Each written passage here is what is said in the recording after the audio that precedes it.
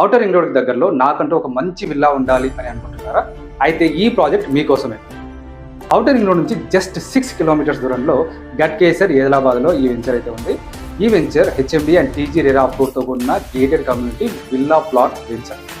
ఒక మంచి gated community villa ప్రాజెక్ట్లో ఏవైతే ఎమ్యూనిటీస్ ఉంటాయో అలాంటి అన్ని ఎమ్యూనిటీస్ కూడా ప్రొవైడ్ చేస్తున్నాము.